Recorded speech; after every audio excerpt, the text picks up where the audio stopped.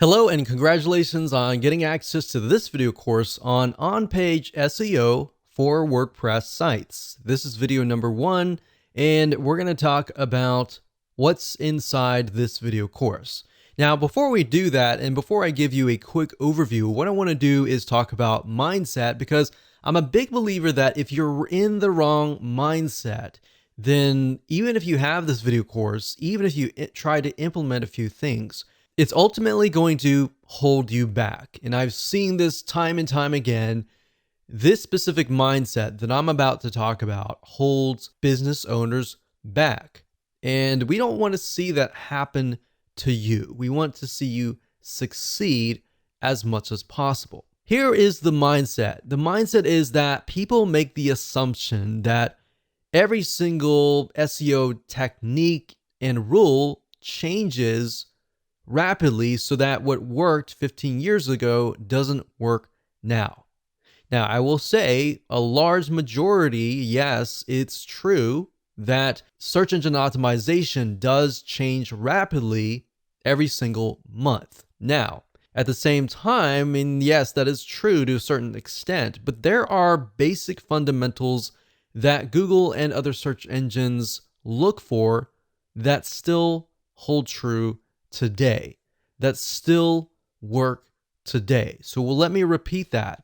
Not everything has changed. It might have changed slightly. But if you get into that mindset of, oh, everything changes, everything that used to work 10 years ago doesn't work now, then you're putting yourself in a dangerous position simply because you will forget the basics.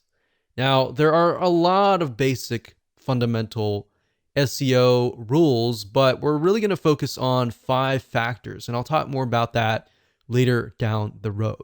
So we're going to be focusing on these factors that haven't changed, or if they have changed, they've only changed very, very slightly in the last decade. So make sure that you're not in this mindset, otherwise it will prevent you from actually moving forward. So here's a quick overview of what's inside this video course. Of course, this is video number 1, which is the introduction. Video number 2 is going to be the main focus. So we're going to make sure that you have a clear view of what we're going to talk about. Video number 3, we're going to talk about 5 important factors that you definitely should implement in your WordPress site.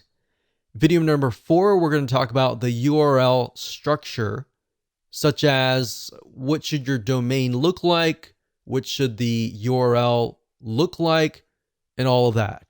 Video number 5, we're going to talk about body text structure. Video number 6, we're going to talk about image optimization and basically how to make your images more search engine friendly. Video number 7, we're going to talk about title optimization and how long your titles should be.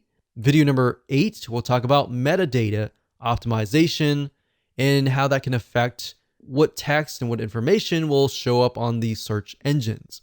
And of course, last but not least, this is sort of a bonus, but in video number 9, I'm going to talk about the top 2 WordPress plugins that we highly recommend that you install. So once you understand these 5 important factors and you've actually implemented them yourself, then you can actually automate things, but automating things doesn't really help you in the long run. It's sort of like a shortcut. Without understanding the basics and the fundamentals, you're actually hurting yourself. You're not really going to know why you're ranking. All right. So here's what you're going to need. You're going to need to have a WordPress site. If you don't have a WordPress site, these fundamentals still hold true as well. But most of what I'm going to be showing you is how to implement these 5 factors into your WordPress site. You're also going to need to have a general idea of what the general keyword is that you want to rank on.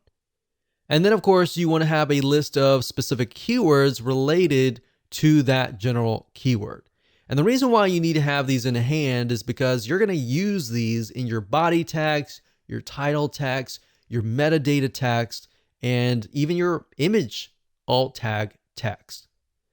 So you're also going to need access to content, written text, and or images to create your post. Now, if you don't have all this information right now, that's fine.